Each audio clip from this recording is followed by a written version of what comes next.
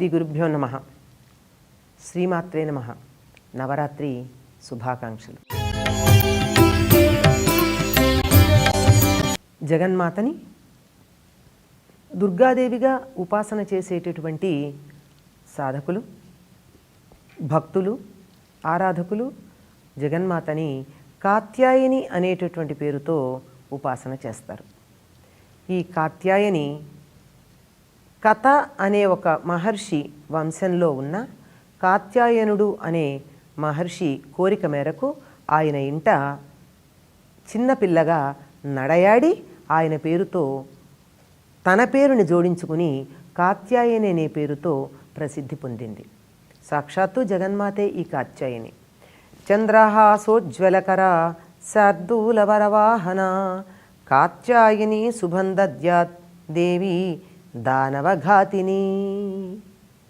రాక్షసుల్ని సంహరించినటువంటి కాత్యాయని నాకు శార్దూల వరవాహన, శ్రేష్టమైనటువంటి శార్దూలాన్ని అంటే పెద్ద పులిని అధిరోహించినటువంటిది. చంద్రహాసోజ్వలకర, చంద్రహాసం అంటే మంచి ఖడ్గం ఒకటి తన చేతిలో ధరించినటువంటిది మాకు శుభాలని ఇచ్చుగాక అని ప్రార్థన చేయడం జరిగింది. ఈవిడ శుభాలని ఇవ్వగలిగినటువంటి తల్లి గనకనే గోపికలు కాత్యాయని వ్రతం చేసి కృష్ణుడు తమకి ఆత్మేశ్వరుడుగా కావాలని ప్రార్థన చేశారు. వాళ్ళు చేసినటువంటి వ్రతానికే కాత్యాయని వ్రతము అని పేరు. అంటే ఈవిడ కాత్యాయనుడి యొక్క ఇంట్లో కొంతకాలం పిల్లలాగా పెరిగిందని. ఎందుకు అంటే ఆయన కోరుకున్నాడు. అప్పుడు మహిషాసురుడు విజృంభించినటువంటి సమయంలో దేవి ఆవిర్భవించి ఈయన ఇంట్లో చిన్నపిల్లలాగా కొద్ది రోజులు ఉన్నదట. అందుకని కాత్యాయని అనేటటువంటి పేరు ఈవిడికి ప్రసిద్ధమైంది అని చెప్తారు. ఈవిడ అమోఘమైనటువంటి ఫలాలను ఇస్తుంది. మనం 5000 సంవత్సరాలకు ముందే గమనించి ఉన్నాం. కాత్యాయని దేవిని పూజించినటువంటి గోపికలకి వెంటనే సజ్జఫలంగా కృష్ణుడు ప్రాణేశ్వరుడు అయ్యేటట్టుగా వారికి వరం ప్రసాదించింది. అంతేకాకుండా అంతకుముందు కృష్ణుడు అవతరించటానికన్నా ముందు అవతరించి నందగోకులంలో నందుడికి యొక్క కుమార్తెగా అందరికీ పేరు ప్రఖ్యాతులు పొంది కృష్ణ సహోదరిగా ప్రసిద్ధి పొందినటువంటిది.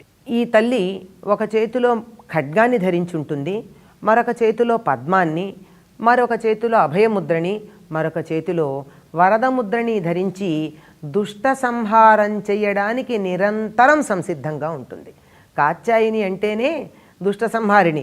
అంటే పసిబిడ్డగా అవతరించిన క్షణానే కంసుణ్ణి సంహరించినట్టుగా మనకి భాగవత మహాపురాణంలో కనపడుతూ ఉంది. శార్దూల వాహన అయినటువంటి ఈ కాత్యాయని దేవిని ఆజ్ఞాచక్రమునందు ధ్యానం చేస్తారు యోగులు. ఈ ఆజ్ఞ అన్నటువంటి పదానికే మిగిలినటువంటి చక్రాల మీద దీనికి ఎటువంటి పెత్తనం ఉందో తెలుస్తుంది. అంటే దీని యొక్క ఆనతి మేరకు ఈ ఆజ్ఞా చక్రం యొక్క ఆజ్ఞ మేరకు శరీరంలో ఉన్నటువంటి మిగిలిన చక్రాలన్నీ పనిచేస్తూ ఉంటాయి. అంటే దానికన్నా దిగువన ఉన్న 5 చక్రాల మీద ఆధిపత్యం కలిగినటువంటిది ఆజ్ఞాచక్రం.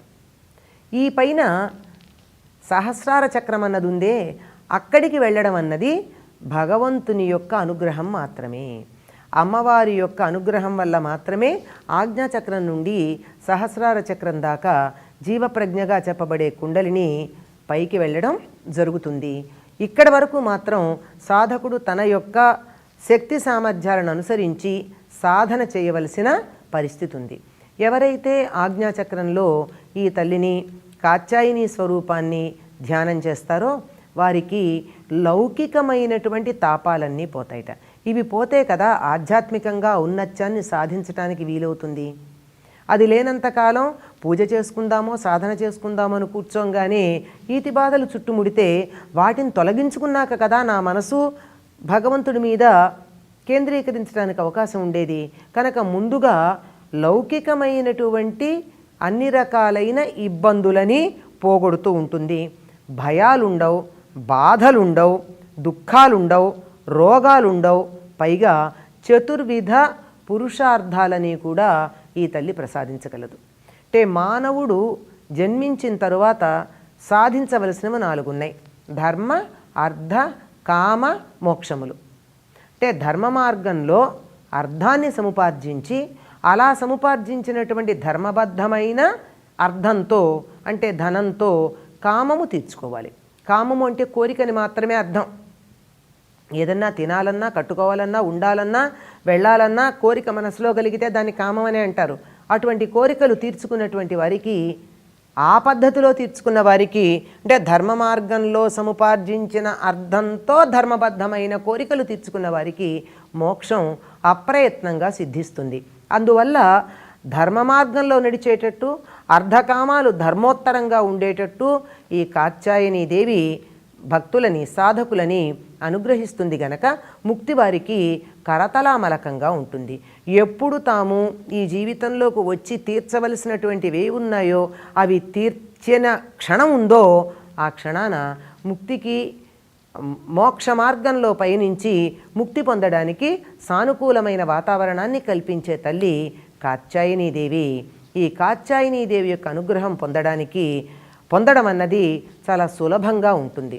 కాకపోతే సాధనలో కష్టతరమైన పనులు లేకపోయినా మనసు నిర్మలంగా ఉంచుకోవటం, పవిత్రమైన అంతఃకరణం కలిగి ఉండడం, చెడు మాటలు మాట్లాడకుండా ఉండటం, ఇతరుల గురించి చెడు ఆలోచన చేయకుండా ఉండడం, ఇటువంటి నియమాలు పాటించినటువంటి వారికి అతి తేలికగా కాత్యాయనీదేవి తన అనుగ్రహాన్ని ప్రసాదిస్తుందని ఆజ్ఞాచక్రంలో ఉన్నటువంటి ఈ కాత్యాయనీదేవి ఆ పైన జీవప్రజ్ఞని సహస్రారం దాకా చేర్చటానికి అనుగ్రహాన్ని ప్రసరిస్తుంది అని యోగులైనటువంటి వారు ఈ కాత్యాయనీదేవిని ఆజ్ఞాచక్రంలో చాలా తీవ్రంగా ఉపాసన చేస్తూ ఉంటారు.